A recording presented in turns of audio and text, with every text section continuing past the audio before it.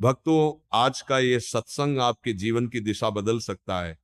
अगर आप चाहते हैं कि आपके घर में सुख, शांति और समृद्धि हमेशा बनी रहे, तो इस वीडियो को अंत तक जरूर देखें, क्योंकि आज हम आपको वो रहस्य बताने जा रहे हैं जो आपके दीपक के जलने और न जलने से जुड़ा है। वो रहस्य जो ये तय करता है कि आपके घर में लक्ष्मी आएगी या चली जाएगी। अक्सर हम पूजा तो करते हैं, लेकिन कुछ छोटी छोटी गलतियां हमें भारी पड़ जाती हैं। क्या आपने कभी सोचा है कि जब आप दीपक जलाते हैं और वह बीच में बुझ जाता है या उसमें फूल बनता है, तो इसका क्या अर्थ होता है? क्या ये भगवान का संकेत है? क्या ये शुभ है या अशुभ? तो भक्तों, आज इस वीडियो को अंत तक देखिए, क्योंकि आज हम दीपक के रहस्यों का पर्दा उठाएंगे और जानेंगे कि कैसे एक छोटा सा दीपक आपके जीवन में खुशियां ला सकता है या बाधाएं खड़ी कर सकता है। आज के सत्संग को ध्यान से सुने। अपने घर में सुख, शांति और समृद्धि के विकास के लिए इन ढालेंगे महत्वपूर्ण बातों को ध्यान में रखें। आप सभी जो अपने घरों में दीपक जलाते हैं, दीपक जलने या न जलने का क्या संकेत है? आपके पूजा पाठ, घर, मंदिर और विशेष अवसरों जैसे दीपावली, व्रत और अन्य धार्मिक अनुष्ठानों में क्या आपने कभी इसके बारे में सोचा है या देखा है? जरूर देखा होगा। जब आप दीपक जलाते हैं, तो दीपक के जलने या न जलने का क्या संकेत है? दीपक के जलने का क्या महत्व है? क्या आप जानते हैं कि पहले से जल रहे दीपक को जलाने से आपको परेशानी हो सकती है? नहीं। कितने समय तक, कितने वर्षों तक एक ही दीपक का उपयोग करना शुभ या अशुभ माना जाता है? आज हम इन सभी रहस्यों से पर्दा उठाएंगे और जानेंगे कि कैसे एक दीपक आपके जीवन में खुशियां ला सकता है या बाधाएं। भक्तों, आपको ये जानकर आश्चर्य होगा कि यदि आप अपनी पूजा में दीपक जलाते समय कोई गलती करते हैं, तो आपको इसके परिणाम भुगतने होंगे। दीपक का पूरी तरह जल जाना और दीपक का बाकी हिस्सा बचा रहना भी एक संकेत है, जिसे जानना आपके लिए बहुत जरूरी है। जब हम पूजा करते हैं, तो कभी कभी हमारा दीपक अचानक बुझ जाता है, और कभी कभी ऐसा होता है कि हम पूजा के बाद भगवान के सामने दीपक जलता हुआ छोड़ देते हैं, लेकिन थोड़ी देर बाद दीपक स्वयं पूरी तरह जल जाता है और उसमें घी बच जाता है। और कभी कभी हमारा दीपक पूरी तरह जल जाता है और उसमें फूल भी बन जाते हैं। तो इसके अलग अलग नकारात्मक और सकारात्मक परिणाम होते हैं। तो सबसे पहले आइए जानते हैं कि अगर हमारे दीपक में फूल बन रहा है, तो इसका क्या मतलब है। प्यारे दोस्तों, अगर हमारे दीपक में फूल बन रहा है, तो इसका मतलब है कि भगवान ने हमारी प्रार्थना स्वीकार कर ली है और वह हमारी पूजा से प्रसन्न है। दीपक में बने फूल से इसका संकेत मिलता है। अगर आपके घर में दैवीय शक्तियां हैं और वे अपनी पूजा का ध्यान भी रखती हैं, तो आपके दीपक में एक से ज्यादा फूल बने होते हैं और कभी कभी आपको किसी देवता का रूप भी दिखाई देता है। तो अगर आपके दीपक में फूल बन रहा है, तो आप वाकई बहुत भाग्यशाली हैं। इसके साथ ही आपको दीपक जलाने के कुछ खास नियम भी जानने चाहिए। भक्तों, अगर आप पहले से जले हुए दीपक में अपना दीपक जलाते हैं, तो दुर्भाग्य आपका पीछा कभी नहीं छोड़ता। अगर दीपक में राख या रुई हो और आप उसमें अपना दीपक जलाते हैं, तो भगवान प्रसन्न होने की बजाय आपसे नाराज हो जाते हैं और आपको इसके बहुत बुरे परिणाम देखने को मिलते हैं। आपके बनते हुए काम बिगड़ने लगते हैं, आपका खजाना खर्च होने लगता है और आपके धन प्राप्ति के सारे रास्ते भी बंद हो जाते हैं। इसलिए हमेशा याद रखें कि जब भी दीपक जलाएं, हमेशा साफ दीपक ही जलाएं। दोस्तों, कुछ लोगों की आदत होती है कि वे हर कुछ दिनों में अपना दीपक बदल देते हैं। गुरु जी कहते हैं कि जिस दीपक की आप पूजा करते हैं उसे कभी ना बदलें, उस दीपक को सिद्ध होने दें। जब रोजाना भगवान के सामने दीपक जलाया जाता है, तो वह दीपक समय के साथ सिद्ध होता है और भगवान की सकारात्मक ऊर्जा उस दीपक में आ जाती है। और जब भी आप उस दीपक को जलाते हैं, तो आपका तन और मन दोनों शुद्ध हो जाते हैं। इसलिए उस दीपक को रोजाना साफ करें और उसे मोमबत्ती से जलाएं। जितनी बार आप दीपक जलाएं, उतनी बार उसे साफ करें और मोमबत्ती जलाएं। लेकिन अगर आप गलती से उस दीपक को बदल देते हैं, तो आपकी तरक्की में रुकावट आ सकती है।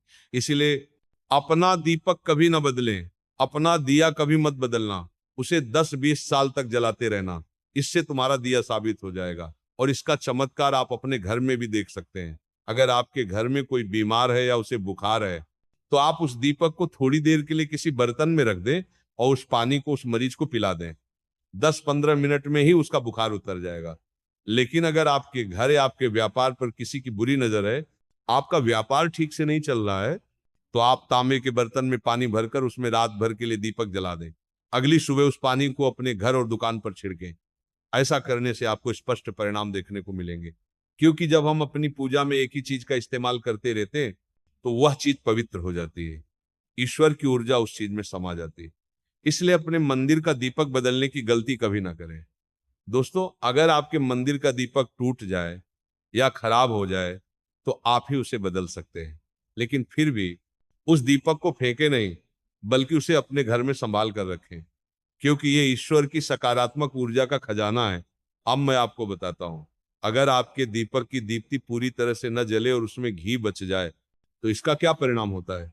सबसे पहले, अगर आप किसी पेड़ या पौधे की पूजा कर रहे हैं और दीप्ति पूरी तरह से न जले और उसमें घी बच जाए, तो इससे आपके घर में बीमारियां आती हैं और ये बीमारियां आपको कभी नहीं छोड़ेगी।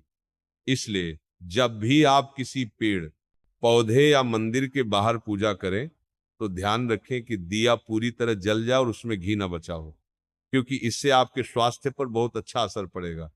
लेकिन अगर आपके मंदिर में दिया पूरी तरह से न जले और पूजा करते समय बुझ जाए, तो आपके घर में जरूर नकारात्मक ऊर्जा है और इससे आपकी पूजा में बाधाएं आती हैं। दोस्तों, अगर हमारे घर में कोई बुरी ऊर्जा है या कोई ऐसी ऊर्जा है जो आपके घर में भगवान का आशीर्वाद नहीं चाहती, और अगर कोई सकारात्मक ऊर्जा है, तो ये आपकी पूजा को सफल नहीं होने देती।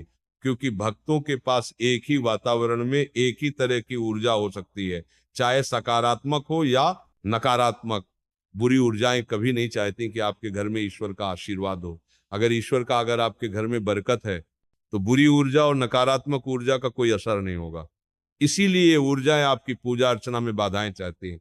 इन नकारात्मक ऊर्जाओं के कारण हमारी दिया बार बार बुझ जाती है या दिया पूरी तरह से जल ही नहीं पाता। इन सब से बचने के लिए आपको सच्चे मन से ईश्वर का स्मरण करना चाहिए। जब भी आप दीपक जलाएं, तो ईश्वर से प्रार्थना करें कि आपके आसपास की सभी नकारात्मक ऊर्जाएं आपसे दूर रहें और ईश्वर का आशीर्वाद आप पर बना रहे। इन सभी नकारात्मक ऊर्जाओं से बचने के लिए जब भी आप दीपक जलाएं, तो पवित्र जल से एक गोल घेरा बनाएं और दीपक को उस घेरे में रख दें। दोस्तों, पवित्र जल को बहुत ही पवित्र माना जाता है और महादेव का वरदान भी पवित्र जल से ही प्राप्त होता है। पवित्र जल में कोई भी नकारात्मक ऊर्जा प्रवेश नहीं कर सकती, इसीलिए पवित्र जल कभी खराब नहीं होता और ये सभी प्रकार की सकारात्मक ऊर्जा को सकारात्मक ऊर्जा में बदल देता है। अगर आप पवित्र जल से बने घेरे में दीपक जलाएं, तो ये किसी भी नकारात्मक ऊर्जा को आपकी पूजा में बाधा नहीं बनने देगा और कोई भी नकारात्मक ऊर्जा आपके दीपक को बुझा नहीं पाएगी। आप बिना किसी बाधा के अपनी पूजा अर्चना कर पाएंगे और दिव्य शक्तियां भी आपके जीवन में अपना आशीर्वाद और कृपा बनाए रखेंगी। हमें जो दुख मिलते हैं वे हमारे पापों के कारण होते हैं। लोग अपने दुखों से मुक्ति पाने के लिए इधर उधर भटक रहे हैं। कोई जादू टोना करता है, कोई मंत्रोच्चार करता है, कोई जानवर बांधता है, कोई आशीर्वाद देता है। पागल क्यों हो? अगर तुम अच्छी पूजा पाठ करते हो, भगवान का नाम जपते हो और धर्म के मार्ग पर चलते हो, तो तुम्हें किसी से आशीर्वाद मांगने की जरूरत नहीं है। बस मेरी बात मानो और प्रार्थना करो। लाखों लोग दिखावे के लिए अपनी जान देने को तैयार हैं। ये माया का खेल है जिसमें हमारे जन्म नष्ट हो रहे हैं। तुम सही रास्ते पर क्यों नहीं चलते? सुख पाने के लिए तुम्हें किसी के आशीर्वाद की जरूरत नहीं है। तुम्हारे भीतर जो आत्म तत्व बैठा है, वह तुम्हारे भीतर ही बैठा है। वह संपूर्ण सुख के लिए तुम्हारे भीतर बैठा है। तुम्हें किसी से भीख मांगने की जरूरत नहीं है। बस तुम अपने असली रूप को पहचान नहीं पा रहे हो, तुम अपनी शक्ति को जगा नहीं पा रहे हो, इसीलिए तुम भाग रहे हो। तुम्हें भागने की जरूरत नहीं है। सत्संग सुनो, इसे अपने आचरण में उतारो, इसे कागज पर या मन में लिख लो। मन में लिख लो, जब तक तुम्हारा आचरण शुद्ध नहीं होगा, जब तक तुम भजन नहीं करोगे, जब तक तुम दूसरों को सुख नहीं दोगे, जब तक तुम मन, वाणी और कर्म से किसी को दुख नहीं पहुंचाओगे, तब तक भाग्य से लेकर ब्रह्म लोक तक सुख मिलेगा। तोलेट में खनो आग्रहाभान लोक पुत्रावर्तन अर्जुन, यहाँ सुख मिलने वाला है। आब्रहास्तव पर्यंतम सर्व माया जग, यहाँ सुख मिलने वाला है। अगर सुख सिंधु भगवान का भजन नहीं, भजन नहीं करेंगे, बैठ घर में बैठ का आधा घंटा भजन नहीं करेंगे, किंको मारे कांति का विरभियान हूं, ये बना 24 बात दे दिए गए, गिसरे बयान उसको फायदे हो। I repeat it again and again in bitter and sweet words. You will be able तो chant the name of Lord Vrindavan and you will be free from the cycle of birth and death by chanting the name of Lord Vrindavan। कृपया मेरी बात ध्यान से सुने। क्या त्रिभुवन में कोई ऐसा राज्य है जो वृंदावन के परम राज्य से भी बड़ा हो? अगर इस राज्य में बैठकर सुख नहीं मिल रहा तो फिर कहाँ मिलेगा? क्या वृंदावन के नाम से भी बड़ी कोई अमोघ शक्ति है जो प्रभु को वश में कर सके? तो भक्तों, याद रखें, अगर आप सच्चे मन से भगवान का नाम लेते हैं तो कोई नकारात्मक शक्ति, कोई बाधा, कोई दुख आपको छू भी नहीं सकता। आपका जीवन प्रकाश, प्रेम और शांति से भर जाएगा।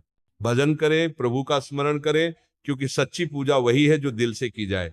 और जब आप ईश्वर का नाम लेते हैं तो आपके जीवन से अंधकार स्वयं दूर भाग जाता है।